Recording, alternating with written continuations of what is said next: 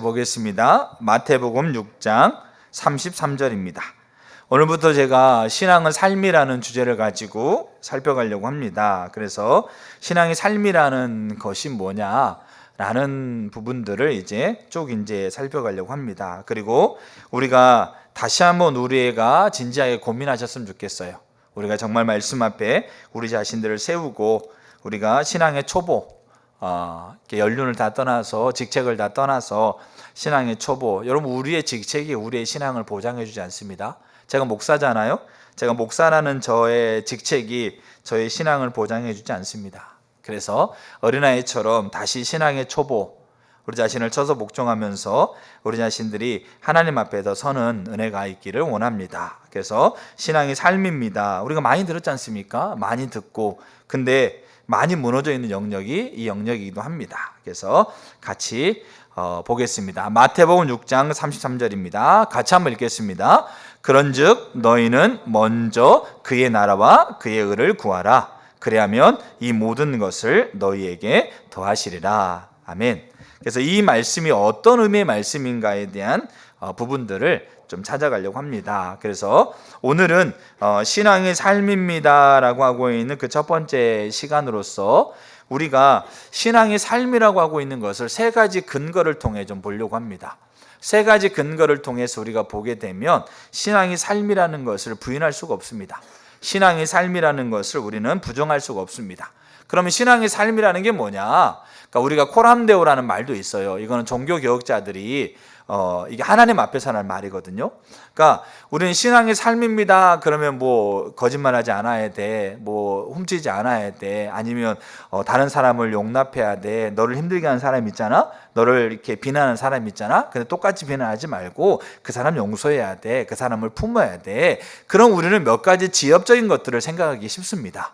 그래서 교회 다니는 사람이 뭡니까? 거짓말하면 되겠느냐? 하나님 믿는 사람이면 남의 거 훔치면 되겠느냐? 이러면서 몇 가지 지엽적인 것들을 우리는 신앙의 삶입니다라고 하고 있는 것에 접근하기가 쉽습니다. 물론 신앙의 삶이라는 것에는 그 지엽적인 부분들이 반드시 우리의 삶 가운데서 세워져야 될 부분입니다. 근데 신앙의 삶이라고 하고 있는 것은 그런 지엽적인 부분들에 대한 얘기가 아니고 이 지엽적인 우리의 삶의 모양, 언어, 행동, 결정, 남을 대하는 방식과 태도, 이런 모든 것들이 어디서부터 어떤 이야기와 어떤 가치관을 가지고 이게 되어져야 되는가에 대한 부분입니다. 그래서 그 부분들이 여기 지금 너희는 먼저 그의 나라와 그의 의를 구하라 그렇게 했을 때 이거는 단순히 몇 가지 종교적인 행동들을 더 열심히 해라라고 하고 있는 말이 아닙니다. 그래서 이 안에는 분명하게 어떠한 이야기가 들어가 있다는 거죠. 우리 모든 사람은 다 이야기를 가지고 살아가요. 근데 여기에 분명하게 들어가 있는 이야기가 있어요. 신앙의 삶이라고 한다는 것은 우리가 어떤 이야기를 가지고 살아야 되는가에 대한 이야기입니다. 그 부분을 이제 우리가 쭉 살펴가고 그 이야기 속에 어떠한 요소들이 필요한지 그 말의 의미가 뭔지 이런 것들을 찾아가려고 합니다. 그래서 우리가 배우기를 힘쓰는 교회입니다.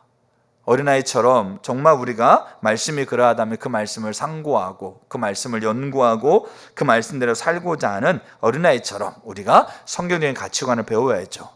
그리고 두 번째 실천 사항이 그 성경적인 가치관대로 사는 길을 애쓰는 겁니다. 자, 그래서 오늘 첫 번째 시간으로 신앙의 삶이라는 것을 세 가지 근거를 가지고 우리가 신앙의 삶이라는 것을 살펴보려고 합니다. 첫 번째는 하나님이 함께 있는 그 것을 통해서 보려고 하고, 두 번째는 하나님이 인정하는 믿음, 세 번째는 하나님이 세우고자 하는 백성의 모습을 통해서 신앙의 삶이라는 것을 우리가 살피려고 합니다. 그리고 이제 다음 주에는 그러면 신앙의 삶이라는 건데 그럼 그 삶이 뭘 의미하는 거지? 라고 하고 있는 것들을 좀 보려고 합니다. 자, 첫 번째입니다.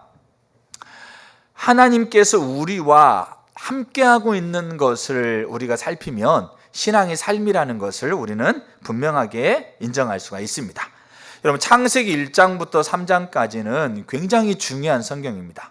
그러니까 인류가 지구가, 우리 인류가 어떻게 시작했지?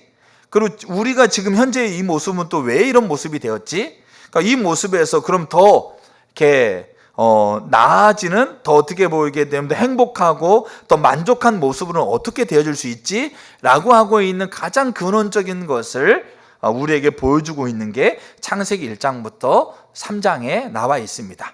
자, 그래서 창세기 1장부터 3장에서 하나님께서 우리에게 하나님이라는 분이 계시는데 그 하나님이 세상을 만드셨어요.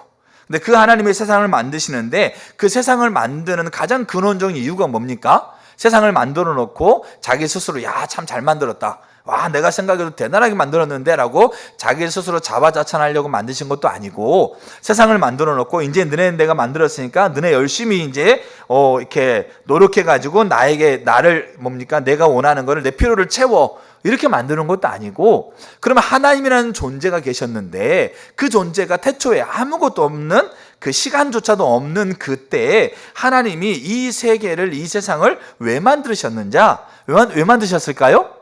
이 세상, 특별히 세상의 중심이 되고 있는 인간, 저와 여러분과 함께 있길 원하는 그 하나님과 친밀한 관계를 위해서 이 땅을 창조하신 거죠.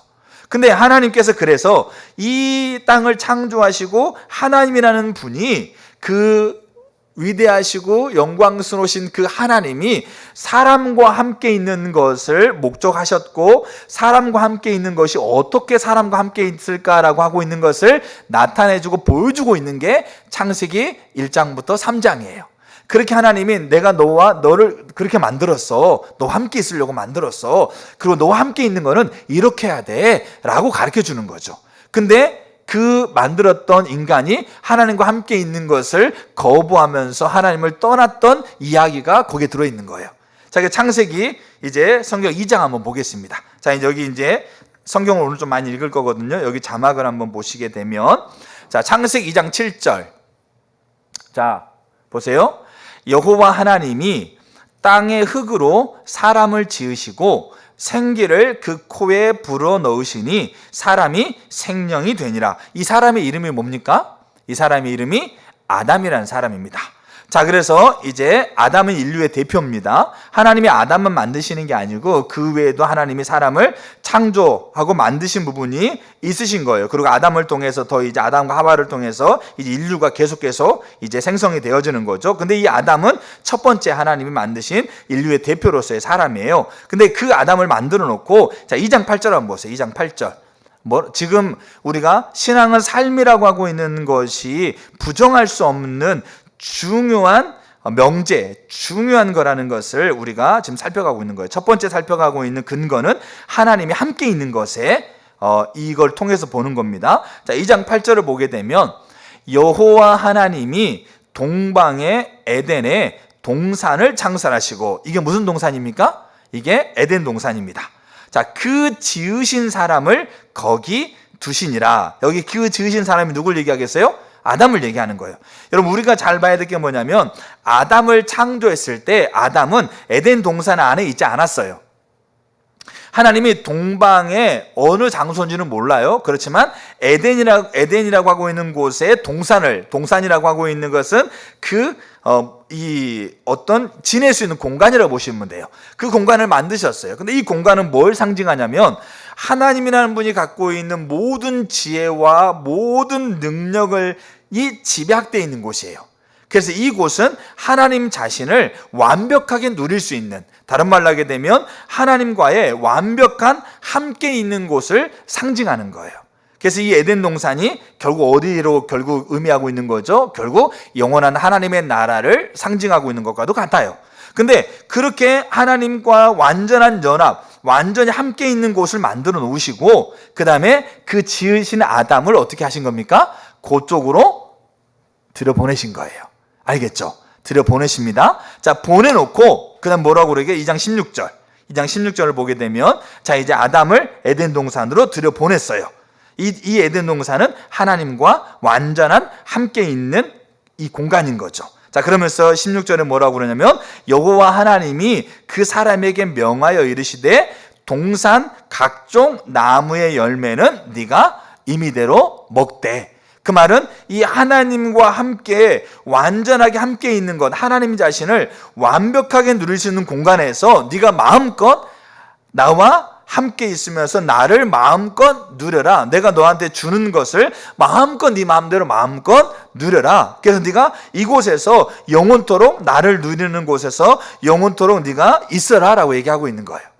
그러면서 2장 17절에 뭐라고 그러냐? 그런데 이곳에서 나와 함께 있는 이곳에서 나를 영원토록 누리기 위해서는 네가 딱 한 가지를 네가 지켜줘야 된다라고 얘기하면서 2장 17절에 선악을 알게 하는 나무의 열매는 먹지 말라. 내가 먹는 날에는 반드시 죽으리라.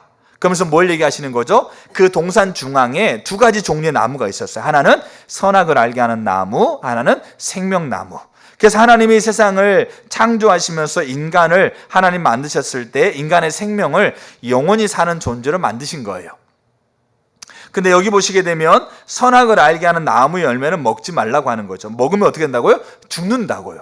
그러니까 여기 죽는다는 것은 육신의 죽음을 포함해요. 근데 지금 우리가 이제 성경의 내용을 우리가 조금 아는 사람들은 선악과를 아담이 먹었습니까? 안 먹었습니까? 먹었죠. 먹은데 먹고 난 다음에 바로 육신의 죽음이 죽었어요? 아니죠. 육신의 죽음이 결정된 거예요, 그때. 근데 그러면 선악과를 먹는 그 일로 인하여서 육신의 죽음이 결정됐는데 이 육신의 죽음은 아담도 육신의 죽음은 그 이후로 몇백 년 더 살았거든요. 그러니까 바로 육신의 죽음이 되어진 게 아니었어요. 그러면 선악과를 먹고 난 다음에 바로 되어지는 죽음은 뭡니까? 에덴 동산에서 그가 쫓겨나는 거였어요. 에덴 동산에 쫓겨나서 하나님께서 자기 자신을 마음껏 누리게 하고 있는 하나님과 함께 하고 있는 곳에서 그가 떨어진 거예요.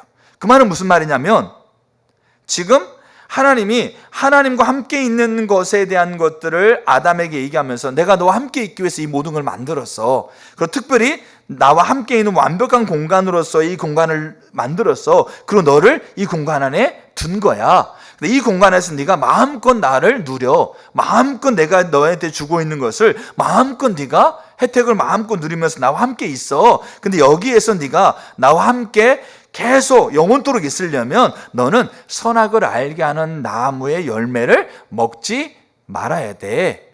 여러분, 아담이 선악을 알게 하는 나무의 열매를 보고 먹을까 말까 고민하는 것이 그게 너 고민했어? 너 생각했어? 너 선악을 알게 하는 나무를 먹고자 했지? 너 그런 마음 가졌지? 너 이제 너 죽는 거야. 그렇게 하지 않았다는 얘기예요.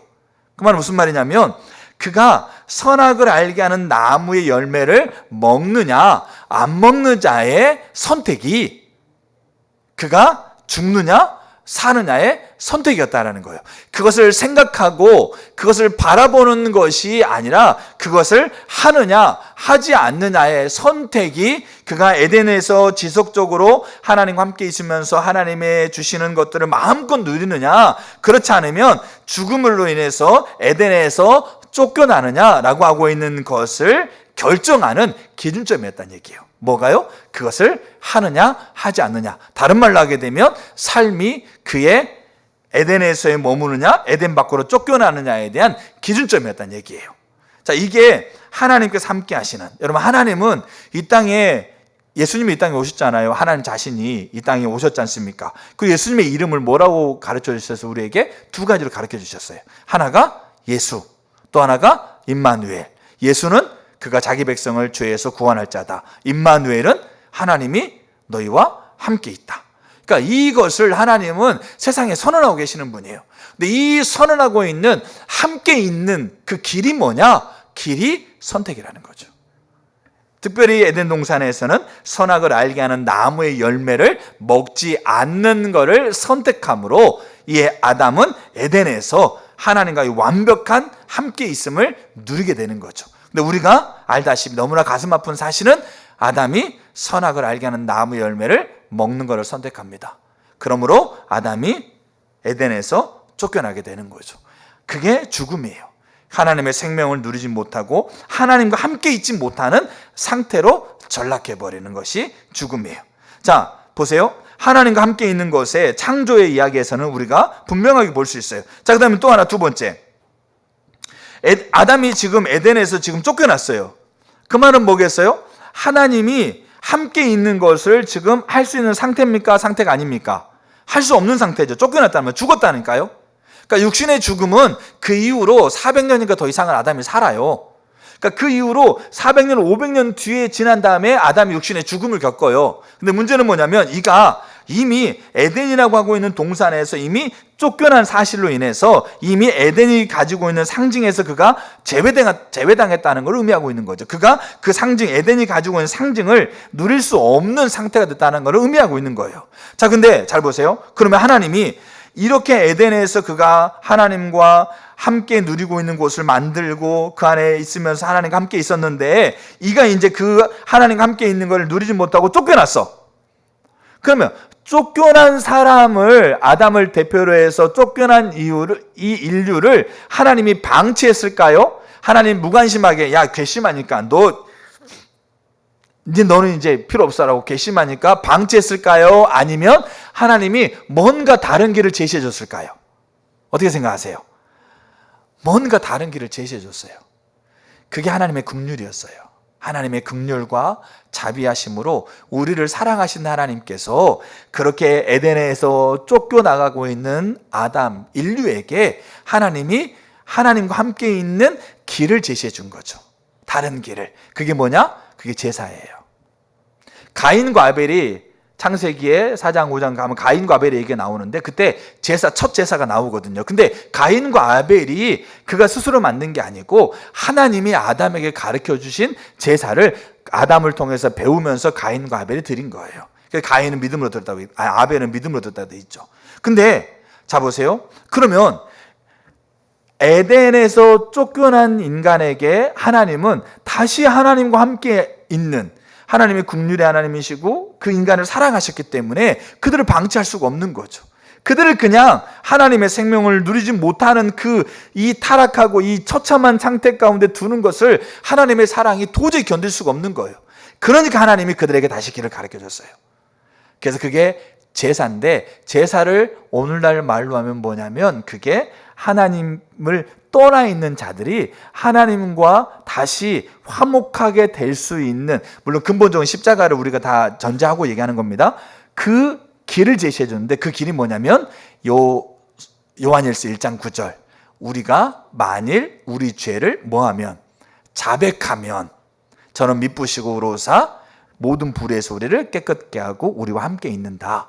그럼 이게 뭘 길을 제시해 주겠어요? 회개라고 하고 있는 길을 주신 거예요. 죄로 인해 타락하고 있는 인간이, 하나님을 떠나 있는 인간이 다시 하나님과 함께 있을 수 있는, 예수의 십자가를 통해서 그 일을 성취하셨는데 그 성취된 일들이 실제적으로 그들의 삶에서 실제가 되려면 그들의 삶에 뭐가 필요하다? 회개가 필요하다는 거죠. 근데 그 회개는 뭐냐 이거죠. 회개. 하나님 잘못했어요. 제가 안 하려고 그랬는데 하나님 정말 가슴 치고 후회합니다. 정말 다시는 안 할게요. 여러분 그렇게 말하면 회개입니까? 싹싹싹 손이 발이 돼도 싹싹 빌면 그 회개입니까? 가슴을 찢으면서 막 통곡하고 울면 회개입니까? 뭐 어떤 사람은 막 가슴을 찌고 통곡하면 떼굴떼굴 구르니까 막 회개한 것 같아. 어떤 사람은 하나님 용서해 주세요. 이러면 회개 안 하는 것 같아. 그럼 그 회개입니까? 그러니까 회개가 뭐냐 이겁니다. 회개가. 하나님이 그래 이스라엘 백성, 내가 너희한테 어떻게 할까? 내가 도대체 너희들한테 어떻게 해주면 좋겠냐? 이 말이 어떤 의미인가를 좀 보셔야 돼요. 우리가 지금 하나님과 함께 있다고 하고 있는 것을 통해서 우리는 신앙의 삶이라는 걸 부인할 수가 없는 건데, 이제 우리가 회개라는 걸 한번 보면 알아요. 자, 회개라는 것을 가장 그러니까 요한일서 1장 9절은 자백하면이라고 하면서 자백이라는 말, 회개라는 말을 그냥 이 단어만 해놨지 그 말이 무슨 의미인가를 요한일서에 다 나와 있어요. 근데 그 구절 가지고는 우리가 잘 이해할 수가 없는 거야. 근데 구약으로 넘어오면 회개라는 것을 명확하게 보여주고 있는 구절이 있어요. 그게 어디냐면 역대하 7장 14절이에요. 자, 역대하 7장 14절 한번 봅니다. 자, 이제 자막 다 나와요. 한번 보세요. 내 이름으로 일컫는 내 백성이 그들의 악한 길에서 떠나 스스로 낮추고 기도하여 내 얼굴을 찾으면 내가 하늘에서 듣고 그들의 죄를 사하고 그들의 땅을 고칠지라. 여기 보세요. 이렇게 할 수 있어요. 내 이름으로 일컫는 내 백성이 회개하면 내가 하늘에서 듣고 그들의 죄를 사하고 그들의 땅을 고치라. 고칠지라. 이렇게 표현할 수 있어요. 내 이름을 일컫는 내 백성이 자백하면 내가 하늘에서 듣고 그들의 죄를 사하고 그들의 땅을 고친다.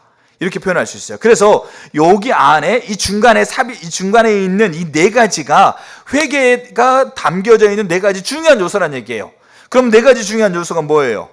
우리말 성경에서는 악한 길에 떠나가 제일 먼저 나와 있는데 원래 히브리 원어에서는 가장 먼저 나와 있는 단어가 스스로 낮추고란 단어예요. 겸손하게, 그게 죄인 걸 인정하라는 얘기죠. 그게 맞다.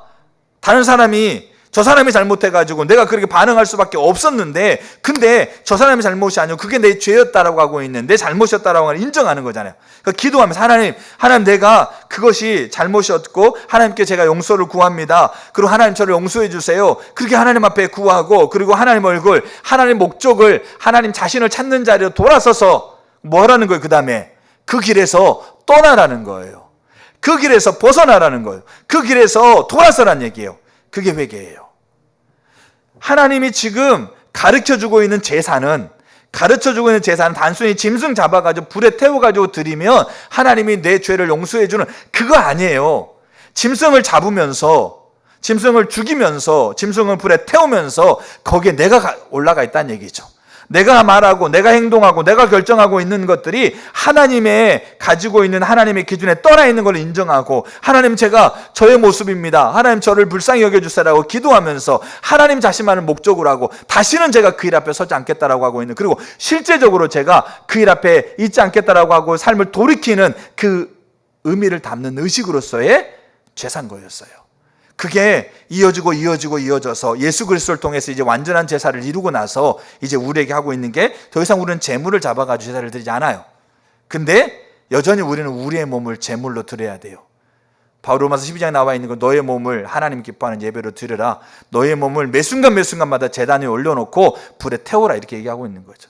그럼 그게 회개인데, 그럼 회개가 뭐냐? 인정하고 기도하고 하나님만을 전심으로 찾으면서 그 길에 떠나라는 얘기죠. 다른 말로 하게 되면 회개의 정점은 삶이에요. 자, 호세 6장을 보면 우리가 하나님이 그렇게 얘기하고, 내가 너희들한테 어떻게 해주면 좋겠느냐 이렇게 얘기하고 있는, 그게 무슨 의미인가요? 호세 6장을 보면 돼요. 6장 1절과 3절을 보면 우리는 이렇게 오해할 수 있는 구절이 있어요. 뭐냐면 보세요. 오라 우리가 여호와께 돌아가자. 여호와께서 우리를 찢으셨으나 도로 낫게 하실 것이요 우리를 치셨으나 싸매 주실 것이라. 3절. 그러면 우리가 여호와를 알자. 힘써 여호와를 알자. 그의 나타나심은 새벽빛같이 어김없나니 비와 같이 땅을 적시는 늦은 비와 같이 우리에게 임하리라 하니라.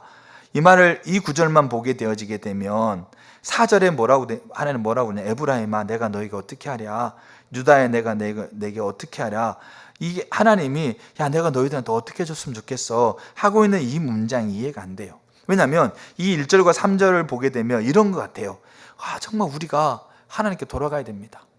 우리가 정말 하나님을 떠나서 하나님의 기준에 어긋나서 하나님과 함께 있지 못하기 때문에 마치 하나님이 우리를 찢으시고 마치 하나님 우리를 치신 것 같은 어려움과 환난과 아픔이 우리 삶 가운데 가득합니다. 이게 우리가 하나님을 찾지 않고 하나님께 돌아가지 않았기 때문에 그렇습니다. 그래서 우리는 하나님께 돌아가야 됩니다. 힘써 하나님을 알고 힘써 하나님께 우리가 가야 됩니다. 그러면 하나님은 마치 내일 아침에 해가 뜨는 것처럼, 마치 시간이 되어지게 되면 이른 비와 늦은 비가 내려서 땅을 적시는 것처럼 당연하게 완전하게 하나님이 우리 가운데 임할 겁니다. 이렇게 하고 있는 부분이라고요. 근데 그렇게 우리가 하나님께 범죄해서 하나님을 떠나서 우리가 지금 이렇게 하나님 우리를 치시는 것처럼 우리에게 하나님께서 우리를 찌시는 것들은 고난 가운데 있어서 우리가 하나님께 돌아갑니다라고 그렇게 부르짖고 그렇게 막 애타하고 있는 사람들한테 하나님 뭐라고 하냐? 내가 너희들한테 어떻게 해줬으면 좋겠냐? 내가 도대체 너희들한테 어떻게 하리? 이렇게 얘기하고 있는 거예요. 그러면 하나님이 그들이 가지고 있는 그게 회개인데, 돌아가자, 하나님을 알자, 힘써 하나님 앞에 우리가 다시 살자라고 그렇게 하고 있는 것이 회개인데, 회개하면 하나님 뭐라고 그랬어요? 그래, 너희가 회개하고 내게 돌아왔으니까 내가 너희에게 줄게, 내가 너와 함께 할게, 내가 너희에게 갈게, 이걸 얘기해야 되잖아요. 근데 하나님이 도대체 어떻게 했으면 좋겠어? 도대체 내가 너한테 어떻게 해주리? 이렇게 얘기하고 있는 거예요. 그 말은 하나님이 어떻게 할 수 없는 상황에 지경에 빠져 있다는 얘기예요. 이들이 지금 하나님께 돌아오자라고 막 그렇게 애타게 그렇게 막 부르짖고 막 그렇게 하고 있는데 하나님이 그렇게 해줄 수 없는 상황이 돼버린 거예요. 그거 왜 그러느냐? 그게 그 뒤에 나와요. 그 이유가. 도대체 내가 너희들한테 어떻게 해주랴? 어떻게 했으면 좋겠어? 하고 싶은데 안 되잖아. 그러면서 얘기하면서 여기 4절에 보게 되면 그 이유가 그래요. 너희의 뭐가요? 4절 보세요. 너희의 뭐가? 인애가. 여기 인애는 사랑을 얘기해요. 히브리 말로 헤세드. 여러분 특별히 인애는 우리가 이게 어려운 이웃들을 도와주는 사랑 있지 않습니까? 그 사랑이 헤세드예요. 근데 호세아서에 나와 있는 인애, 호세 6장 6절 나는 인애를 원하고 라고 하는 그 인애 있지 않습니까? 특별히 호세아서에 나오고 있는 인애는 그 사랑의 대상이 가장 먼저 어디를 향할까요? 가장 먼저 하나님을 향하고 있는 거예요. 그러니까 우리가 이웃을 사랑하는 게 포함되어 있어요. 근데 특별히 호세아서에서의 인애는 너희의 사랑이라고 했을 때 그 사랑이 어려운 이웃을 도와주는 사랑을 지칭하기보다는 호세아서에서만큼은 가장 첫 번째 지칭의 대상은 하나님을 사랑하는 게 돼 있어요. 알겠죠? 그러면 잘 보세요. 너희가 나를 사랑하는 것이 아침 구름이나 쉬 없어지는 이슬 같다라고 얘기하고 있는 거예요. 그러면 이 말은 무슨 말이겠어요? 그래서 호세 6장에 설명을 달아놨어요. 그 6장에 가로쳐가지고 설명을 달아놨는데 뭐라고 달아놨냐면 백성들의 불성실한 회개라고 달아난 거예요.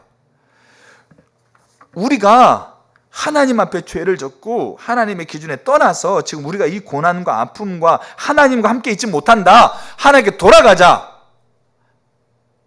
근데 시간이 지나면 잊어버려요.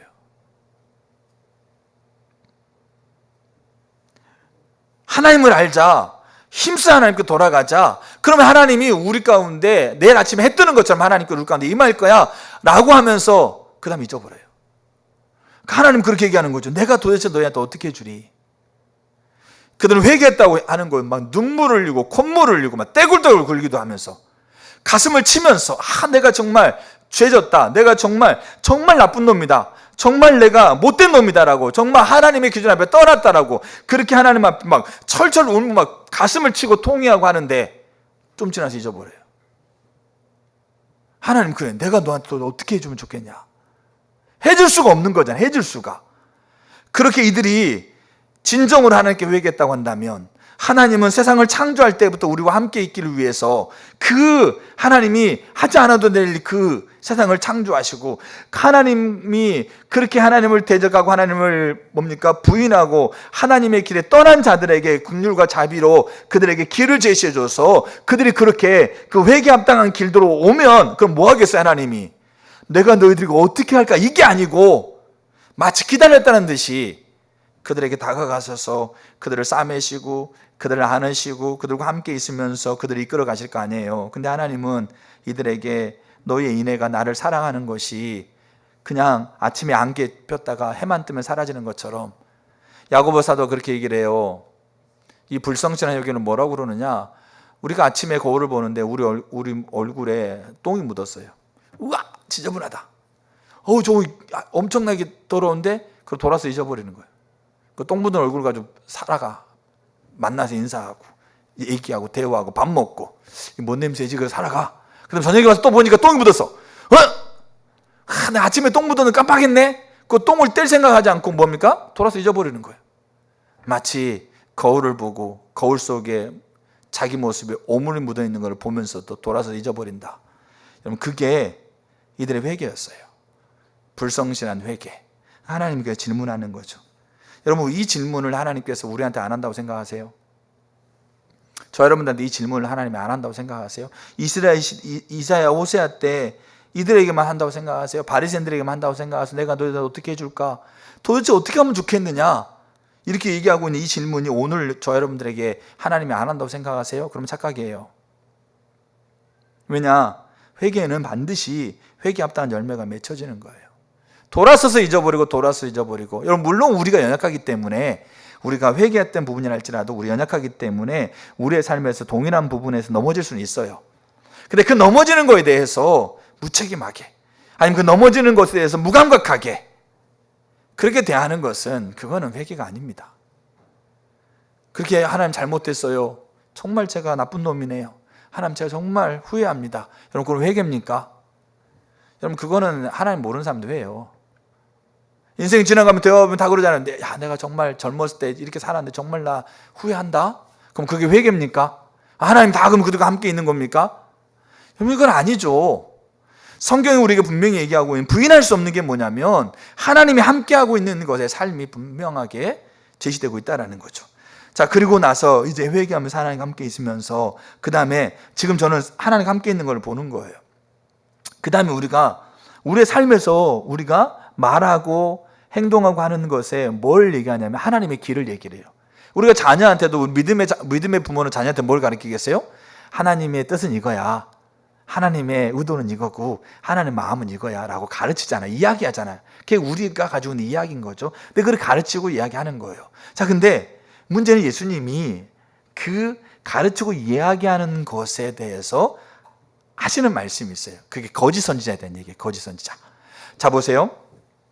선지자는 뭐 하는 사람일까요? 선지자. 뭐 하는 사람일까요? 하나님의 뜻을 백성들에게 말하는 사람이 선지자예요. 근데 이 하나님의 뜻을 선지자가, 그러니까 단순히 하나님의 뜻을 백성들에게 말하는 게 선지자의 역할인데, 이 하나님의 뜻을 말하기 위해서 가장 근원적인 부분으로 들어가면 이 선지자는 하나님의 뜻을 어떻게 받아야 되고 어떻게 알아야 되고 어떻게 깨달아야 되는가에 대한 이야기를 근원으로 들어가야 돼요. 왜냐하면 거기서부터 하나님의 뜻이 알아지고 깨달아지고 발견되어져서 그것을 백성에게, 자녀에게, 그 다음에 이웃에게, 남편에게, 아내한테 얘기하는 거잖아요. 알겠죠? 그러니까 우리가 다 선지자예요. 그러니까 선지자의, 그 구약의 선지자의 직책을 가지고 있다는 얘기가 아니고 우리가 일상에서 말하고 행동하는 게 다 선지자적인 활동인 거예요. 알겠죠? 그러면 이 구약의 선지자라는 직분을 하나님 허락하시면서 또 신약에도 선지자라는 직분이 있었는데 그 선지자가 말하고 가르치고 하고 있는 것을 어떻게, 쉽게 말해서 받고 어떻게 알고 어떻게 깨달아야 될까? 어떻게 깨달아야 될까요? 하나님과 함께 있음을 통해서 하나님께서 그에게 가르쳐주고 보이시고 생각나게 하는 그 말씀을 백성들한테 가르치는 게 선지자예요. 아시겠죠? 근데 예레미야 시대 때 하나님이 그 나라가 망한 시대잖아요. 3차에 걸쳐서 블레셋과 전쟁했었는데 3번이나 패합니다. 그때 얼마나 백성들이 두려웠겠어요. 자기 아들이 전쟁터 나가서 죽고 자기 남편, 자기 형제가 전쟁터 나가면 다 죽는데, 근데 한 번 전쟁이 끝나는 게 아니고 또 쳐들어온대. 얼마나 마음이 두려웠겠어요. 얼마나 마음이 불안하고 얼마나 염려가 됐겠어요. 그럼 선지자들은 뭘 해야 돼요? 그것에, 그 상황에 대해서 하나님 말씀을 가르쳐야 되는 거죠. 하나님 말씀이 뭔지, 하나님의 뜻이 뭔지 가르쳐야 된다는 거죠. 그래서 선지자들이 가르쳤어요. 근데 하나님이 예레미야 선지자를 통해서 나라가 멸망할 때 가장 먼저 심판받는 사람을 줄을 세울 때 1번이 누구냐면 그 당시 선지자였어요. 근데 이 선지자들에게 하나님이 내가 너희들을 가장 먼저 심판할 거야 라고 하고 있는 이유가 이건 아니에요. 왜 너희들은 더 열심히 못 가르쳤느냐? 왜 너희들은 일주일에 한 번만 가르쳤어? 지금 나라가 지금 전쟁에 지금 막 피해 가운데서 막 불안하고 염려하고 있는데 왜 그냥 한 번만 가가지고 그냥 그 정해진 시간만 가르쳤어? 더 열심히 했어야지. 더 가고 더 전화하고 더 만나고 더 찾아가고 더 막 기도하고 그렇게 해야지 왜 열심히 안 냈어? 그러니까 너희들이 심판받을 거야. 이거 아니었어요. 왜냐하면 그들이 열심히 했었거든요. 정말 열심히 했었거든요. 근데 하나님이 그들을 심판하는 이유가 뭔지 아세요? 너희들이 열심으로 백성들한테 가르쳤는데 그거 누구한테 배웠냐? 너가 열심 내서 지금 하나님 길이라고 얘기하고 있는데 그거 누가 가르쳐줬냐? 네가 지금 하나님의 길이라고 지금 사람 만나고 지금 아이들한테 가르치고 형제들한테 가르치고 부모한테 얘기하고 있는데 그거 누가 너한테 가르쳐준 거냐? 이걸 얘기하고 있는 거예요. 너희들 꿈을 꿨다고 그러지. 너희들 환상을 봤다고 그러지. 너 이상을 봤다고 깨달았다고 그러지. 그 도대체 누가 너한테 깨닫게 해줬냐? 이건 거죠. 너네들이 내가 주최하고 있는 회의에 한 번만이라도 참석했다고 한다면 그 얘기 안 할 텐데. 그러니까 이들을 심판하겠다라고 하고 있는 가장 주된 요인은 열심 안 낸 거를 심판하는 게 아니고 그 열심을 내고 그들이 가르치고 있는 그 가르침의 근원이 어디서부터 왔느냐예요. 어디서 왔느냐? 너희가 과연 내게서부터 와 있느냐? 내가 준 거 네가 얘기하고 있어. 내가 꿈도 안 줬는데 너는 꿈 꿨다고 얘기하고 있지. 내가 이상도 안 줬는데 너는 이상 줬다고 그랬지. 그럼 그거 도대체 누구한테 왔어? 어디서 왔어? 얘기하고 있는 거예요. 여러분, 우리가 선지자의 직함을 가지고 사는 건 아니에요. 그러니까 누가 선지자, 이게 아닌데 선지자적인 삶을 가지고 산다고요, 우리가. 그럼 우리가 말하는 거, 우리가 보이는 거, 우리가 가르치는 거 다 성경에 하나님의 관점에서 말하고 있는 건데 그거 어디서 왔어요? 누구한테 배웠어요? 뭐 어떤 목사님, 어떤 유명한 목사님. 여러분, 그러면 그 목사님은 어디서 배웠어요? 그걸 얘기하고 있는 거예요. 근데 하나님이 얘기하고 있는 건 너희가 내게서 배운 거 아니잖아. 너희가 내게서부터 나온 거 아니잖아.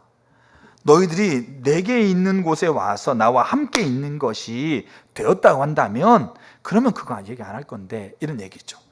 그게 예레미야 시대예요. 근데 이 선지자들이 계열이 계속 이어지거든요. 예수님 때도 선자가 있었어요. 근데 마태복음 7장 15절 이렇게 얘기합니다. 거짓 선지자들에 대해서 얘기합니다. 자, 마태복음 7장 15절 한번 띄워봐 주세요. 자, 성경은 이렇게 되어 있어요. 거짓 선지자들 삼가라. 그러니까 거짓 선지자들, 예레미야 시대 때 선지자들이 거짓 선지자들이었어요. 그러니까 거짓 선지자를 삼가라. 근데 지금 예수님의 얘기는 지금 이 거짓 선지자들이 말하고 있는 것이 누구에게부터 왔느냐에 대한 것을 얘기하고 있는 게 아니라 이것이 하나님께서도 왔는지 안 왔는지를 어떻게 발견할 수 있는가에 대한 얘기예요. 알겠죠? 자, 거짓 선지자를 삼가라. 양의 옷을 입고 너희에게 나아오나 속에는 노력하는 일이라. 7장 16절 같이 한번 읽습니다. 정말 중요한 구절입니다. 같이 읽습니다. 시작. 그들의 열매로 그들을 알지니 가시나무의 포도를 또는 엉겅퀴에서 무화과를 따겠느냐. 20절 쭉 넘어가서 20절 같이 또 읽습니다. 20절 자, 읽습니다. 시작. 이러므로 그들의 열매로 그들을 알리라. 열매가 뭘 얘기하겠어요? 삶이에요.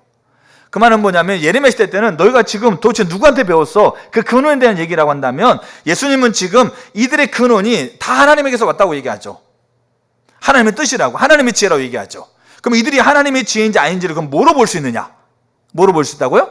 열매로 본다 이거죠. 예레미야는 근원이 하나님부터 오지 않았다는 걸 얘기한다고 한다면 마태복음의 예수님은 그 근원이 하나님인지 아닌지를 뭘로 볼 수 있느냐? 내가 말하고 있는 것이 하나님부터 온 거냐 아니냐를 뭘로 알 수 있을까요? 얼마나 달변으로 논리적으로 설명하고 있냐가 아니에요. 우리가 논리적으로 달변으로 설명할 수 있어요. 그렇게 하지 못할 수 있어요. 근데 문제는 뭐냐면 열매라는 거죠. 그래서 못된 나무가 좋은 열매 맺을 수 없고 좋은 나무가 못된 열매 맺을 수 없는 거예요. 하나님과 함께 있는 거, 하나님께서 그 함께 있는 것을 타락으로 쫓겨난 이들에게 다시 하나님과 함께 있게 하는 것, 그리고 그 하나님과 함께 있으면서 그 삶을 그렇게 하나님의 기준들을 가르치고 생각나게 하고 하는 것, 이런 부분들을 그것이 진짜인지 아닌지는 뭘로 우리가 드러낼 수 있겠느냐? 그것을 열매라고 표현하고 있는 거예요. 삶이라고 표현하고 있는 거예요. 부인할 수 없는 거예요, 사실은. 그 다음 마지막으로 이제 우리가 이제 하나님 함께 있는 걸 보는 거예요. 자, 마지막으로 우리가 이제 그렇게 살아가서 어디까지 갑니까? 하나님 나라까지 가요.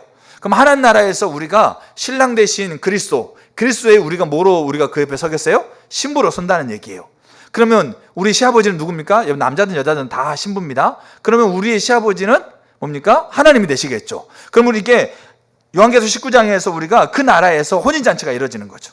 신부가 단장되고 준비됐어요. 근데 이제 이 예수님의 아버지신 하나님께서 그 신부에게 옷을 맞춰주는 거죠. 우리가 입을 예복을 맞춰주는 거죠. 시아버지가 며느리에게 예복을, 예쁜 드레스를 맞춰주는 거죠.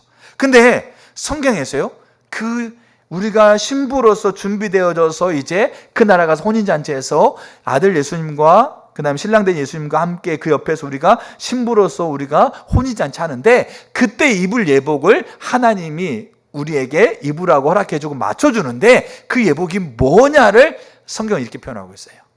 요한계시록 19장 7절 한번 보세요. 우리가 즐거워하고 크게 기뻐하며 그에게 영광을 돌리세. 어린 양의 혼인 기약이 이르렀고 그의 아내가 자신을 준비하였으므로 자 그에게 빛나고 깨끗한 세마포 옷을 입도록 허락하셨다. 하나님이 예복을 맞춰주신 거죠. 근데 그 옷이 뭐냐? 이 세마포 옷은 성도들의 뭐라? 옳은 행실이라. 하나님과 영원히 그 아들과 이제 몸을 이루고 완벽한 연합을 이루는 그 혼인잔치에서 우리가 입을 예복이 뭐라고요? 우리가 이 땅에서 살아왔던 삶의 기록들이란 거죠. 하나님과 함께 있는 것 하나만으로도 우리는 신앙의 삶이라는 걸 부인할 수 없어요. 신앙의 삶이라는 걸 부정할 수가 없어요.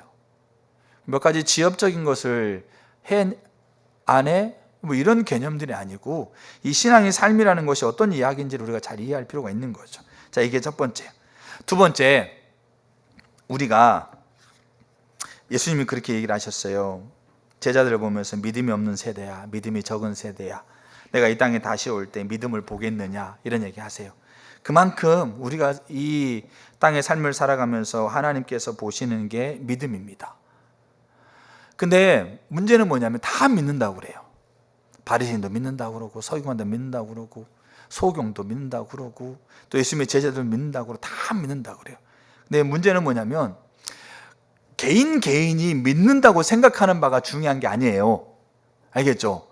그러니까 내가 믿는다고 막 얘기하고 표명하고 있는 게 중요한 게 아니고, 믿음의 대상이 되고 있는 분이 믿음이라고 인정해 주는 게 중요한 거죠. 그래서 우리가 구원을 어떻게 받습니까? 예수님의 십자가를 믿음으로 받는 거잖아요. 재산을 내가 구원받기 위해 재산을 다 교회에다 바치면 구원받는 게 아니에요. 그러니까 구원받는 길을 하나님이 제시해놓고 사람들마다 다 각자의 구원의 길이 다 있는 거죠. 알겠죠? 근데 그들이 가지고 있는 구원의 길이 중요한 게 아니에요. 그들이 생각하고 있는 구원의 길이 중요한 게 아니에요. 부산에 서울 가는 길이 뭐 고속도로만 있느냐, 이것도 있고 저기도 있고 저기도 있고 다 그래 가는 거예요. 다 자기의 구원의 길을 가지고 가는 거죠. 근데 문제는 중요한 게 뭐냐, 그들이 가지고 있는 구원의 길이 중요한 게 아니라 구원을 줄 수 있는 사람이, 줄 수 있는 분이 구원의 길이라고 뭘 제시하고 있는가 중요한 거란 거죠. 우리가 다 믿음이 있다고 얘기하는 거예요. 우리 그 여기 앉아있는 분들 중에서 거의 70% 이상은 믿음이 있다고 얘기할 거예요. 근데 믿음이 있어서 하나님 앞에 다 믿는다고, 하나님을 신뢰합니다 다 하는데, 근데 내가 믿는다고 얘기하는 바가 중요한 게 아니고 하나님이 뭐를 믿음이라고 인정해 주느냐가 중요한 겁니다. 그래서 뭐가 믿음이라고 인정해 주는 그 믿음에 내가 합해야만 하나님이 나를 믿었다고, 하나님이 나를 믿는다고 인정해 주는 거죠. 그럼 그 믿음에 하나님께서 약속하고 있는 그 약속이 그제서야 그들에게 예가 되는 거란 얘기입니다.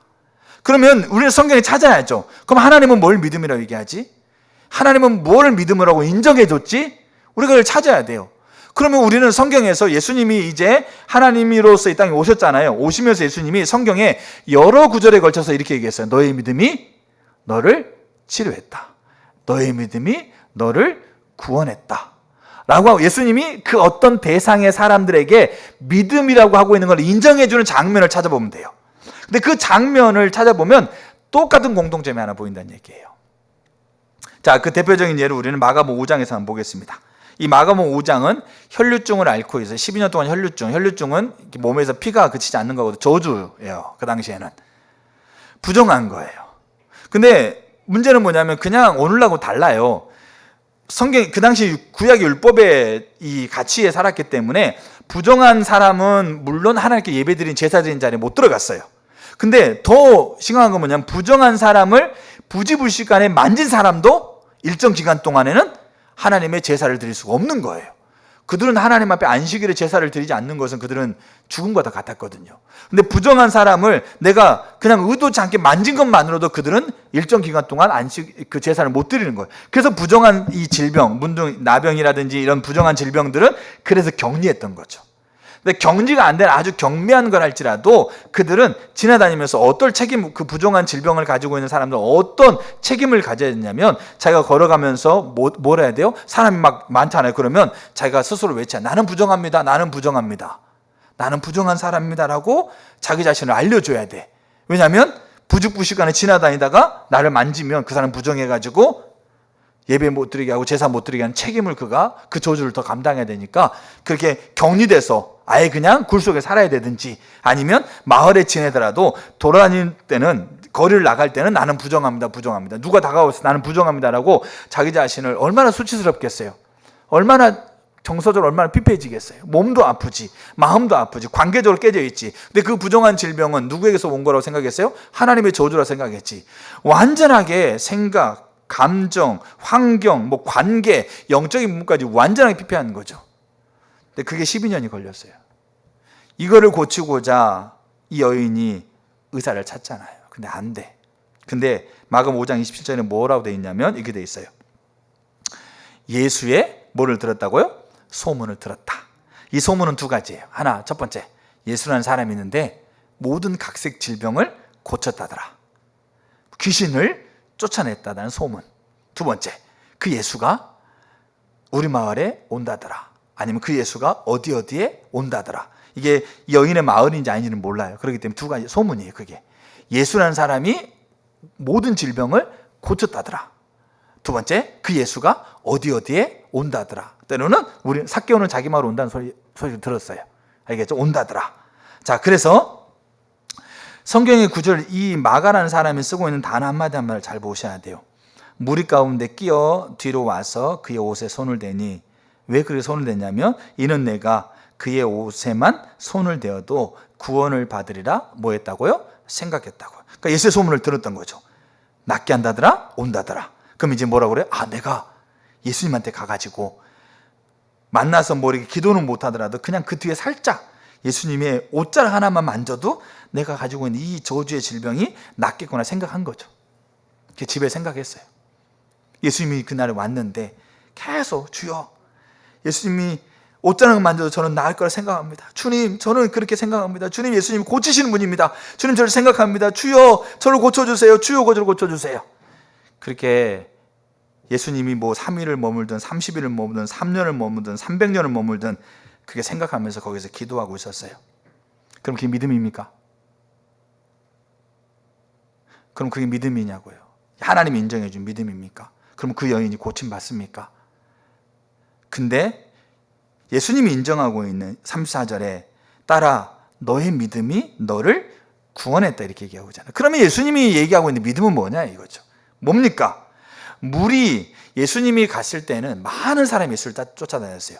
삭개오라는 사람도 예수의 무리들 안에 들어갈 수가 없는 거예요. 사람 너무 많았어. 삭개오 신분도 또 이렇게 이 세리다 보니까 끼어 들어가면 딱 쳐다보고 삭개오면 야 저리 가 이러면서 이제 아예 그런 것도 있지만, 근데 무리 가운데 끼어 들어가는 거요, 일반 남자도 쉽지 않아요. 근데 지금 이 상황 어떤 상황이에요? 부정하다 하면서 사람이 한 명만 와도 자기 자신이 부정하다는 것을 그게 수치스럽게 얘기해야 되는 사람인데, 근데 무리 가운데 그 끼어, 알겠죠? 거기 28절을 보게 되면 제치고 내가 만져야 되고 상대방이 나를 만져야 되고 그렇게 들어간다는 거죠. 그 들어가서 손을 댄 거예요. 그래서 그거를 예수님이 믿음이라고 보는 거예요. 믿음이라고. 너의 믿음이 너를 구원했다. 누가복음 7장, 8장, 17장, 18장 똑같이 예수님이 너의 믿음이 너를 고쳤다, 너의 믿음이 너를 구원했다 라고 얘기하고 있는 장면이 나와요. 누가복음 7장, 8장, 17장, 18장. 이 너의 믿음이 너를 구원했다라고 얘기하고 있는 대상이 다 달라요. 7장, 예수의 발에 향유를 붓고 머리털로 그 발을 닦은 여인이 나와요. 8장, 이 혈루증 여인이 나와요. 17장, 10명의 나병 환자가 예수님 저를 고쳐주세요. 그랬을 때 예수님이 가서 제사장에게 보여라. 그러니까 이들이 가는 과정에 문득에 나와요. 근데 10명이 그렇게 고침받았는데 그 중에 몇 명만 예수님께 다시 와요? 한 명만 다시 와요. 사마리아인이. 그리고 예수님 앞에 엎드려서 예수님 감사합니다, 고맙습니다라고 예수님 앞에 고백해요. 그때 예수님이 이 한 명에게 너의 믿음이 너를 구원했다. 여러분, 9명의 사람은 질병이 나았지만 그 영혼을 구원받지 못했던 거죠. 근데 이 나병 환자, 이 사마리아 나병 환자, 그 다음에 그 17장, 18장 소경된 사람이 예수님이 그 앞에서 지나다니는 소리를 들었어요. 근데 이 예수님이 모든 질병을 고치는 분인 거죠. 소경된 이들이 나사렛 예수여 우리를 구원해 주세요. 소경된 이 구걸하는 사람이 소리치니까 그 옆에 따라다니는 사람들이 뭐라고 그랬어요? 닥쳐, 조용해. 뭔데 네가 지금 저 이렇게 바쁜 사람을 자꾸 그래? 아니 이렇게 책망했겠죠. 그럼 소리 지른 사람이 그래 내가 뭐라고? 저들의 말이 맞지 그러면서 소리를 안 지르고 그냥 있는 게 아니고 뭐 했겠어요? 더 고래고래 소리 지르면서 나사렛 예수여 나를 고쳐주세요. 나를 긍휼히 여겨주세요. 나를 도와주세요. 나를 구원해주세요. 예수님이 그 소리를 듣고 돌아보셔서 너의 믿음이 너를 구원했다. 지금 뭘 얘기하고 있습니까? 믿음이라고 하고 있는 것은 우리가 생각하는 믿음, 내가 믿음이 있어요 라고 하고 있는 것이 여러분 사실 중요한 게 아니에요. 하나님이 뭐를 믿음이라고 인정하느냐가 중요한 겁니다. 근데 성경은 우리에게 분명히 얘기해 주고 있는 게 하나님이 인정하는 믿음에 하나님은 그냥 있지 않는다는 거예요. 하나님이 믿음이라고 인정하시는 곳에 심지어 그들의 영혼까지도 하나님은 그 죄에서 건져낼 수 있는 분이라는 걸 보여주고 있는 거죠. 그래서 야고보서에서 믿음이라는 것을 얘기하면서 행함이 없는 믿음이 죽은 믿음이다라고 얘기하고 있는 거예요. 이 믿음을 잘 보여주고 있는 게 히브리서 11장이에요. 자, 히브리서 11장 한번 보시겠습니다. 우리가 1절, 2절 한번 보세요. 히브리서 11장 1절. 너무 잘 아는 구절이죠. 자, 1절. 히브리서 11장 1절. 같이 한번 읽어봅니다. 시작. 믿음은 바라는 것들의 실상이요 보이지 않는 것들의 증거니. 2절. 선진들이 이로써 증거를 얻었다 이렇게 돼 있죠. 그러면 자, 믿음은 우리에게 증거가 된다는 얘기지 않습니까? 그럼 여기서 말하는 증거는 뭘 얘기할까요? 증거. 여기서 말하는 증거는 무엇을 의미할까요? 그러니까 믿음으로 우리가 증거를 얻었어요. 그럼 우리는 무슨 증거를 얻었을까? 우리가 예수님에 대해서 설명할 때 예수님이 이런 분이라고 하고 있는 객관적인 사실을 우리가 이렇게 얻었다. 아니면 우리가 예수님을 이렇게 선택할 때 예수님이 이런 분이라고 하고 있는 객관적인 어떤 이렇게 진리를 얻었다. 다 맞는 말일 수 있어요. 근데 여기서 말하는 증거가 뭐냐는 것을 우리는 잘 이해할 필요가 있어요. 왜냐하면 믿음이라는 것이 결국 뭐가 되는 겁니까? 증거가 되기 때문에 그래요. 그 믿음은 1절에 나와 있는 그 의미를 갖는 거고, 그럼 이 증거가 뭐냐는 것을 우리가 잘 보여줄 수 있는 게 사도행전 1장이에요. 이거는 제가 이 방송실에 주지 않았어요. 자, 사도행전 1장을 이렇게 제가 읽어드릴게요. 1장 22절에 보게 되면 이런 게 나와 있어요. 무슨 얘기가 나왔냐면 예수님의 제자가 몇 명입니까? 12명이죠. 12명 중에 누가 예수를 팔았습니까? 가룟 유다가 팔았죠. 근데 가룟 유다는 나중에 자살해 죽습니다. 근데 이 자살해 죽고 있는 12명 중에 3명이 빠지니까 11명이 됐겠죠. 근데 12명을 예수님이 세운 이유가 있어요. 또 그 이유에 대한 관점들을 제자들과 같이 공유했었고, 그러다 보니까 11명의 제자가 있는데 한 명의 제자를 이제 사도로 더 이렇게 우리가 세워야 되는 거죠. 그게 사도행 1장에 나와요. 그러면서 이제 사도를 세울 때 우리가 제비를 뽑자. 근데 제비를 뽑을 때 우리가 후보자들, 누구누구를 후보자를 세워놓고 우리가 제비를 1번, 2번, 3번 후보자를 세워놓고 제비를 뽑을까라는 것에 대한 얘기를 베드로가 쓰고 있어요. 근데 이때 정말 중요한 조건이 하나 나와요. 그러니까 우리 12번째 사도를 우리가 세울 때, 후보자를 세울 때 학식이 있고 뭡니까? 지식이 있고 논리적으로 잘 설명하고 좀 이렇게 할 수 있는 뭐 이런 조건들이 있겠지 않습니까? 근데 그 조건이 뭐냐면 1장 22절 이렇게 돼 있어요. 보세요.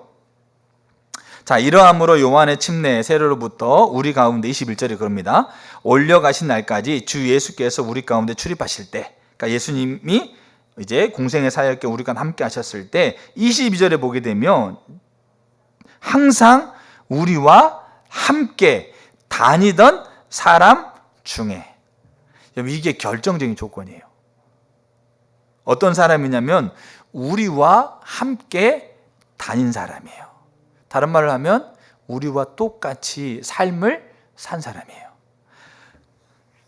그 사람을 후보자로 세워서 우리가 사도로 세우자. 그 사도가 뭐 한다는 거죠? 우리와 더불어 예수께서 부활하심을 증언하는 거예요. 알겠죠? 그 부활하심의 증거자가 되는 거란 얘기죠.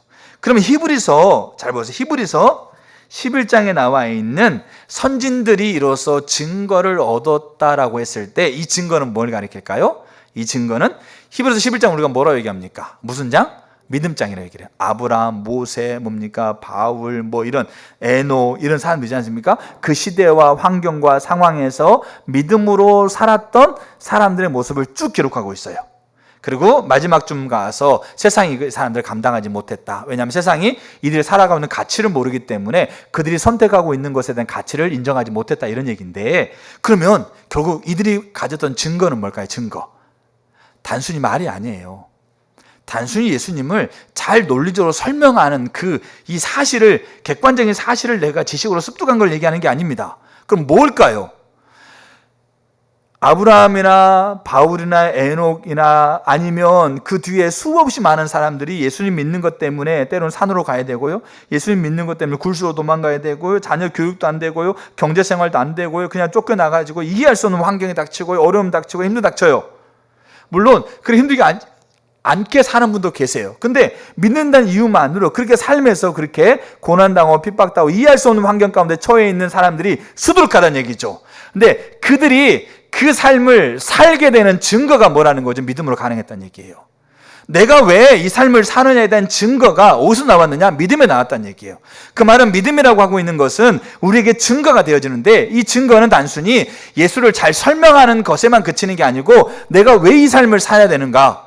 내가 왜 이걸 선택해야 되는가? 내가 왜 지금 이 자리로 가야 되는가에 대한 내 삶의 증거, 삶의 객관적인 뒷받침이 되어지는 실상, 알겠죠? 그게 믿음이라고 얘기하고 있는 거죠. 그럼 우리가 하나님이 인정하시는 믿음, 네가 믿음이 있다, 네가 믿음을 증거로 갖고 있다 라고 있는 걸 하나님 뭐로 보시고 인정하시겠냐고요?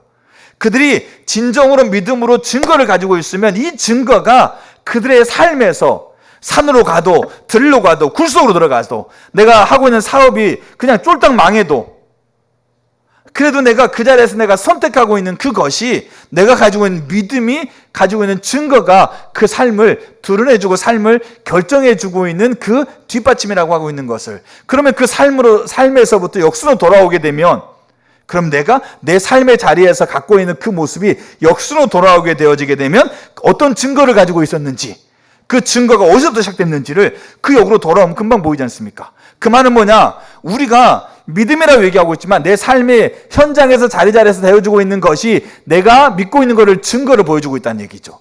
그래서 우리가 말하는 거하고 우리가 사는 게 다르다는 얘기예요. 그래서 말로는 믿는다고 그러고, 나는 믿는다고 생각하고, 나는 믿는다고 그렇게 말하고 있지만 실제적으로 그들이 가지고 있는 증거가 그 삶에서 드러나고 있는 거예요. 그 삶을 역순으로 돌아오게 되면 그들의 증거가 뭔지, 이분을 믿는다고 하지만 사실 믿는 건 하나님이 아니고 돈일 수도 있고, 사실 믿는 건 하나님이 아니고 개인의 평가일 수도 있고, 개인의 탐심일 수도 있고, 그게 믿음이라고 하고 있는 것이 하나님이 인정하는 믿음이면 믿음이 증거가 되어 있다는 얘기예요. 그 증거는 단순히 몇 가지 지식을 잘 설명하고 납득할 수 있는 논리적으로 얘기하고 있는 객관적인 사실들을 우리가 취하고 있는 것만 의미하고 있지 않아요. 그래서 히브리 11장에 믿음장을 얘기하면서 믿음은 반드시 증거다. 그 증거가 이렇게 아브라함에게, 모세에게, 바울에게, 수없이 많은 사람에게 그렇게 나타났다. 근데 세상은 그들이 믿음이라는 걸 이해하지 못하기 때문에 그들의 선택을 가치 있게 여기지 않는다. 세상이 감당하지 못한다. 근데 결론은 뭐게요? 하나님 인정하시는 거죠. 그게 믿음이에요. 하나님과 함께 있는 것, 믿음. 그러면 삶이라는 것을 우리는 부인할 수가 없어요. 자, 이제 마지막으로 또 하나, 세 번째가 뭐냐면, 하나님이 의도하시는 백성의 모습을 통해서 우리는 삶을 우리가 보게 돼요. 하나님이 의도하시는 백성의 모습은 마태복음 5장에 나와 있는 산 위의 도시예요. 산 위의 도시. 너희는 세상의 빛이라. 산 위에 있는 동네가 감추어지지 못할 것이다. 이 산 위의 도시는 우리가 매력적인 반문화, 대한 공동체를 얘기를 해요. 그럼 이게 무슨 말이냐? 로마서 1장에서 바울은 복음을 설명합니다. 복음을 설명해서 바울은 이렇게 해서, 이 복음은 우리 주 예수 그리스도다. 하나님 의도하시는 산 위의 도시는 드러나는 거예요. 비춰지는 거. 알겠죠? 가시성. 누구든지 보라는 거죠. 그러니까 감춰놓고 하는 게 아니고, 꽁꽁 숨겨놓고 찾아봐, 이게 아니고 그냥 세상에 드러내버리는 거예요. 산 위에 누구도 못 찾을지 못할 그 도시로, 그 모습으로 하나님이 하나님 백성, 의도하신 백성을 그렇게 세우겠다는 얘기죠. 그래서 세워놓고 다 보란 얘기예요. 근데 그러면 이 세워진 도시가 어떻게 보여져야 되는 거죠? 그걸 바울은 우리 주 예수 그리스도라. 그리스도를 주 삼고 그리스도가 주 되심을 그들의 삶의 전 영역에서 삶에서 그리스도의 주 되심을 구현해내는 그 부분으로 보이도록 하나님 의도하셨다는 거죠. 그래서 그렇게 보이는 것이 매력적인, 세상의 문화를 반대하고, 여러분 우리가 오해하는 게 있어요. 봐보세요. 세상의 문화는 타락한 거야. 세상의 문화는 정말로 사단의 타락해서 너 이 문화는 정말 화려하고 뭔가 좋은 걸 주는 것처럼 보이, 아니야. 뭡니까? 아니야. 이렇게 더 인간을 피폐하게 만들어. 우리가 가지고 있는 게 좋아. 그러면서 우리는 그냥 골방에서 우리가 가지고 있는 게 너무 좋은 거야. 근데 세상이 봤을 때 하나도 안 좋아 보여. 여러분, 니체라는 사람이요, 신이 죽었다라는 말을 쓴 사람이에요. 그 사람은 결국 자살했는데 그 사람의 사상을 쭉 가면 그 사람이 결국 어디까지 가는지 아세요? 사상의 쭉 흐름이 인간이 신적인 인간이 될 수 있을까지 가요. 신이 죽었어. 신은 없어. 그리고 결국 누가 신이다? 인간이 신이 될 수 있다라고까지 간다고요. 근데 문제는 뭐냐? 그 사람이 한 얘기가 이거예요. 너희가 구원자가 있다고 믿지, 하나님 있다라고 믿지, 그 믿음을 가지고 있지, 그러면 너희들이 우리보다 더 좋은 노래를 불러야 될 거야. 너희가 하나님 있다라고 믿지, 신이 있다고 믿지, 그러면 너희들이 지금보다는 좀 더 구원받은 것처럼 모습을 보여야 될 거야. 이렇게 얘기하고 있는 겁니다. 좋은 노래는 다 아름다운, 더 이렇게 기교 있는 거 노래, 이거 아니죠. 우리가 지금 세상 문화가 타락하고 인간을 피폐하게 만들고 인간을 더 힘들게 만든다라는 것을 하면서 그 문화를 반대해요. 그리고 우리 문화, 이제 우리끼리 가지고 있으면서 우리 문화 그냥 즐거워, 재밌어. 근데 세상에 봤을 때 하나도 안 즐거워. 세상에 봤을 때 하나도 매력적이지 않아. 그러니까 우리만 좋은 거야. 그러면서 좋으니까 이리 와. 그런데 세상 금방 알죠. 좋은지 안 좋은지. 좋아야지 가죠. 뭔가 내가 돈을 100원을 주고라도 1000원짜리를 샀는데 내가 100원을 주고 100만 원짜리 사야지 그걸 살 거 아닙니까? 근데 우리에게 하나님 의도하시는 우리의 모습은 뭐냐면 산 위에 드러내게 한다는 거죠. 좋다, 즐겁다, 재밌다, 아름답다, 기쁘다, 평안하다. 그거를 그냥 감춰놓고 아니고 찾아봐. 그냥 몰래 숨어가지고 그냥 있는 게 아니고 산 위에 딱 세워놓고 다 보게 하시겠다는 얘기예요. 그 보게 해놓고 좋다라고. 그래서 우리는 다 좋다고 얘기하는 거죠. 정말 기뻐. 자, 교회 다니는 거 참 재밌어. 즐거워. 근데 세상에 봤을 때 하나도 안 즐거워 보여. 세상에 봤을 때 하나도 매력적이지 않아. 이건 단순히 돈이 많고 적음의 문제가 아니에요. 단순히 질병이 건강하고 몸이 아프고의 문제가 아니에요. 다 알아요. 세상도 다 알아요. 돈이 있고 없고 몸이 아프고 안 아프고 이런 것들을 가지고 세상은 근원적인 질문을 제시하지 않아요. 근데 우리가 그들처럼 돈이 있을 수 있고 없을 수 있고, 돈이 있으면 즐겁다라고. 야, 예수 믿고 나 돈 다 잘 벌고 수합 잘 되더라. 예수 믿고 다 건강하더라. 그럼 예수 믿고 아픈 사람은 뭡니까? 예수 믿고 아이가 태어났는데 아이가 몸이 이상이 있는 사람은 뭡니까 그러면? 그러니까 그게 많고 적음을 가지고 우리 세상에 잣대를 잴 수가 없는 거예요. 근데 우리만이 누리고 있는 말로 감당할 수 없는, 우리만이 누리고 있는 매력이 있지 않습니까? 우리만이 부르고 있는 노래가 있잖아요. 이 노래가 그들에게 더 아름다운 노래로 들려줘야 된다는 얘기예요. 더 아름다운 노래로 그들이 인정이 돼야 된다는 얘기예요. 그게 하나님의 산 위에 그 도시를 딱 세워놓고, 이 도시가 매력적이다, 이 도시가 정말 기쁜 도시다, 세상의 문화가 아니고 화려해 보이고 좋아 보이지만 그 문화가 아니고 이 문화가 훨씬 더 매력적이다. 그러니까 너희들한테 이 문화가 아니라, 너희들의 문화는 무조건 나빠 이게 아니고 너희들 문화가 더 안 좋은 문화인데 더 좋은 문화, 대안되는 문화가 있다. 그게 반문화, 대안, 공동체라는 거죠. 그게 산유의 도시예요. 근데 그러려면 우리가 더 좋은 노래를 불러야 돼요. 우리가 더 구원받은 것처럼 보여야 돼요. 이건 위선을 얘기하고 있는 게 아니에요. 신랄하게 비판하고 있는 거예요. 이 사람은 사람이 가지고 있는 연약함들을 보면서 결국 신이 없다까지 갔는데, 이거는 그가 가지고 있는 굉장히 교만이고 맹점이긴 해요. 근데 문제는 뭐냐면 이 말이 일리가 있는 거예요. 세상이 우리에게 말하고 있는 게 그게 그들의 교만에서 하고 있는 말을 알지만 일리가 있는 거란 얘기예요. 그래서 우리는 더 좋은 노래를 불러야 돼요. 더 하나님의 백성으로서의 아름다운 노래를 불러야 돼요. 그래서 여러분, 하나님의 공동체가요, 하나님의 나라를 보여줘야 돼요. 그러려면 사회의 질서의 표상이 돼야 돼요. 내가 살아가고 있는 삶의 환경에서 정직하고 사람을 섬기고 돌보는 것에 우리가 표상이 돼야 돼요. 그리고 우리가 어려운 환경 가운데 있었을 때에도 그 환경 안에서 우리가 어떤 가치관을 가지고 어떤 관점을 가지고 어떤 안식을 누리고 있는가를 우리가 삶에서 우리가 보여줘야 돼요. 우리가 살아가고 있는 우리의 환경에서, 우리의 일터에서, 우리의 가정에서, 우리의 관계 속에서 우리는 우리의 삶에서 우리가 가지고 있는 것에 대한 사명을 가지고 있다는 거죠. 그게 우리가 억지로 여러분 보세요. 신앙이 우리는 알지 않습니까? 그냥 억지로 막 짜내가지고 되는 게 아니고 우리에게 분명한 역사적인 진리로서 우리의 모든 것을 성취하시고 그 모든 걸 이루신 그 예수님이라고 하고 있는 그 예수님이 우리가 하나님의 이름을 거룩히 여길 때 그분이 우리와 함께 있으면서 우리에게 은혜로 우리에게 그 일을 하게 하고 우리를 그렇게 안아가시고 섬기고 돌보시고 우리를 붙잡아주고 하고 있다는 그 우리가 분명한 진리가 있잖아요. 그러니까 이거를 가지고 이거를 내 사회 안에서 구현해내는 거지 않습니까? 이게 그냥 힘든 게 아니에요. 그래서 어려운 것도 아니고.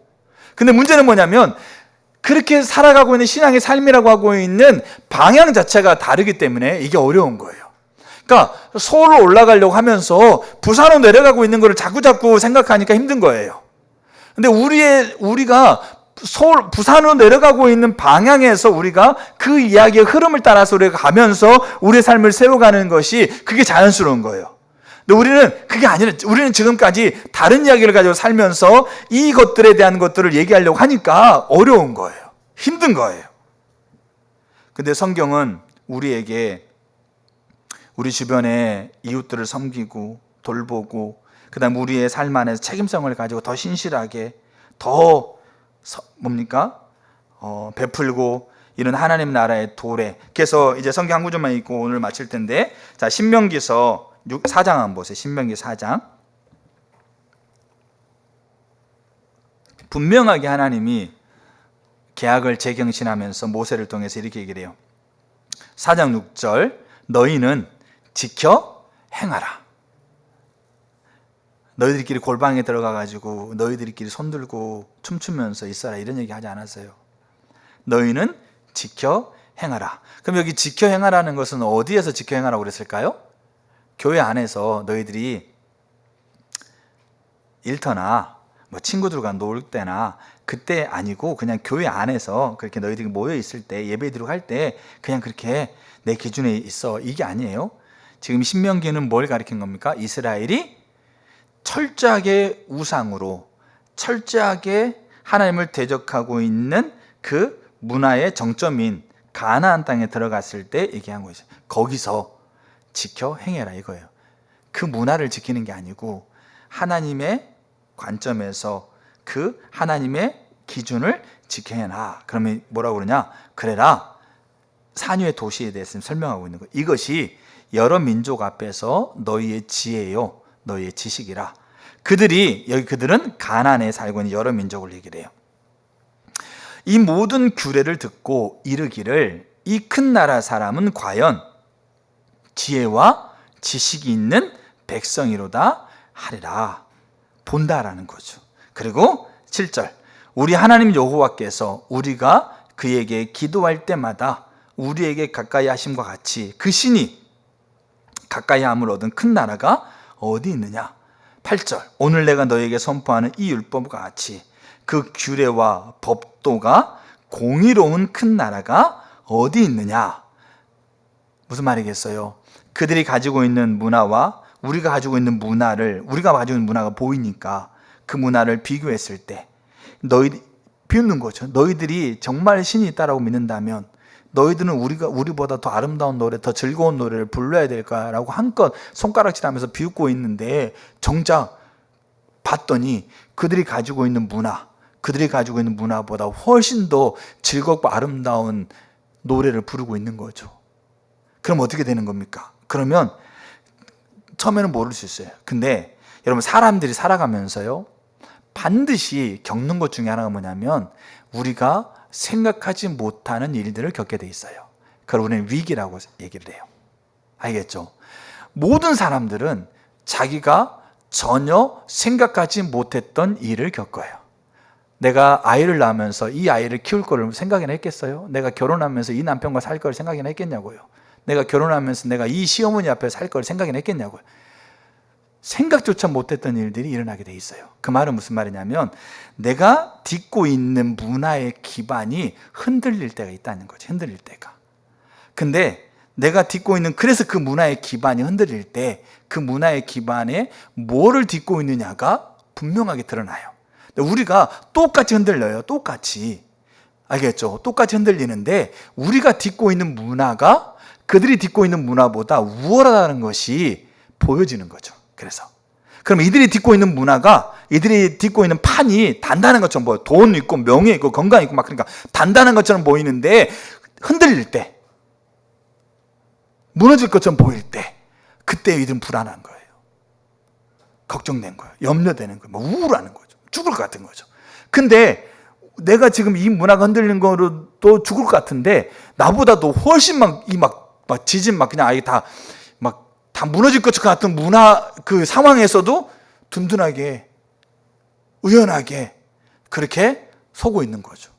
그러면 이들이 그것에서 우구심을 갖는 거잖아요. 그게 드러나는 거예요. 그게. 그러면 이 드러나는 것에 단순히 그냥 우리끼리 모여가지고 기도하고 막 그냥 아이고 좋습니다, 아이고 참 자매님 때문에 내가 너무 기뻐요, 자매님 너무 이렇게 대단하네요, 이렇게 하는 것만 가지고 이게 되겠냐고요. 물론 이게 필요해요. 이게 의미 없다고 생각하는 게 아니에요. 근데 이 부분들을 통해서 우리가 이제 가시적으로 드러나고 있는 그 삶의 자리에서, 삶의 영역에서 그렇게 하나님이 의도하고 있는 산유의 도시로서의 모습이라고 한다면 더 정직해야 되고요, 더 성실해야 되고요, 더 섬겨야 되고요, 더 공의로워야 되고요, 더 사회에 대해서 더 책임감을 가져야 되고요, 더 우리가 교육이라든지 더 이런 부분에 대해서 더 식견을 가져야 돼요. 제가 어떤 형제 기도해 주면서 그런 마음이 들더라고요. 더 지경을 넓혀라. 사회, 정치, 경제 이런 영역에도 더 지경을 넓혀라. 우리가요, 그렇게 하나님이 의도하시는 백성의 모습이 그거예요. 말씀을 마치면서 신앙은 삶이라는 것을 우리가 부인할 수 없는 근거가 저는 세 가지 있다고 생각해요. 분명하게 하나님 함께하는 것, 하나님 인정하는 믿음, 하나님 의도하는 백성, 이러면 신앙의 삶이라는 걸 부인할 수 없어요. 그럼 삶이 뭐지? 기도도 열심히 하라는 건가? 거짓말하지 말라는 건가? 이러면 이 지엽적인 것을 지금 얘기하고자 하는 게 아니에요. 우리가 어떤 이야기를 가지고 살아가야 되는가에 대한 그 출발점을 우리가 좀 볼 필요가 있는 거죠. 제 선배 목사님이 경기도 남양주에서 목회해요. 개척교회 하는데 그 선배 목사님 그런 얘기를 하시더라고요. 자기가 주중에 2번은 테니스하러 가고 주중에 1번은 스키 강사인데 스키 강사하러 가고 그렇게 한대요. 이제 그러면서 하는 얘기가 뭐냐면 자기는 안 믿는 사람을 만난다. 안 믿는 사람과 테니스 치고, 안 믿는 사람에게 스키를 가르치고, 안 믿는 사람에게 가서 탁구를 하고, 그게 안 믿는 사람을 만난다. 그러면서 안 믿는 사람을 만나면서 그 사람들에게 내가 그들보다 돈이 없고 그들보다 더 명예도 없어도 내가 행복하다는 것을 그들에게 보인다. 그런 얘기 하더라고요. 우리가 안 믿는 세상을 향해서 하나님이 되찾아야 될 그들을 향해서 하나님께서 우리를 보낸 자들이잖아요. 보내심을 받는 자들이잖아요. 그럼 우리는 하나님 우리를 드러내게 하세요. 우리를 산유의 도시로 꽁꽁 숨겨놓고 애지중지만 보호하면서 그냥 이렇게 이렇게 불면 날아갈라 아니면 꺼질까 이렇게 들어가지고 천국으로 가는 게 아니란 얘기죠. 때로는 가시밭길, 때로는 굴곡진 곳에, 아니면 때로는 나를 힘들게 하고 내가 전혀 의도하지 못했던 곳에 가는 거죠. 그럼 그 주변에 안 믿는 사람 천지야. 근데 거기에서 우리가 반문화, 매력적인 반문화, 대한공동체로서 가시적인 백성은 하나님을 세운다고 하면 그게 그냥 말로만 되겠냐고요. 그냥 예수 믿으라는 말 한마디로 되겠냐고요. 그건 될 수가 없어요. 신앙의 삶이라는 걸 모르는 사람이 없어요. 근데 이게 너무나 많이 무너져 있는 이유가 우리가 신앙의 삶이 어떤 이야기를 가지고 살아야 될지는 몰라서 그런 거예요. 근데 우리가 그 전에 우리가 먼저 분명히 알아야 될 거는 신앙은 삶이라고 하고 있는 걸 부인할 수 없다는 사실을 인정하셔야 돼요. 그럼 고민해야 되는 거죠. 내가 신앙인이라면 예수를 안 믿었으면 모르겠는데 예수 믿는다고 교회 다니고 앉아있는 이 시간이라면 고민해야 돼. 내가 신앙을 삶은 부인할 수 없다고 한다면 그럼 삶이 뭐지? 삶은 어떻게 살아가는 거지? 그럼 어떻게 지내는 것이 그게 하나님이 인정하시는 삶이지? 라고 하고 있는 걸 고민하셔야 되죠. 무엇을 먹을까, 무엇을 입을까, 무엇을 마실까의 고민이 아니고. 저 여러분들이 그렇게 한 번 더 진지하게 고민해 보셨으면 좋겠어요. 고민하시고요, 어린아이처럼 우리가 하나님 말씀이 그러하면 그 말씀 앞에 자신을 세우십시오. 예수님이 이 땅에 오실 때가 가까웠어요. 사실은 우리의 자녀들도 그렇고 우리도 그렇고 그렇게 신앙은 삶이라는 이 주제 안에서 다시 하나님 앞에 선회가 있기를 축복합니다. 아멘. 우리 같이 찬양 하도록 시간이 좀 많이 가서 우리 반주 좀 해주시고요, 같이 하나님 앞에 좀 기도했으면 좋겠습니다.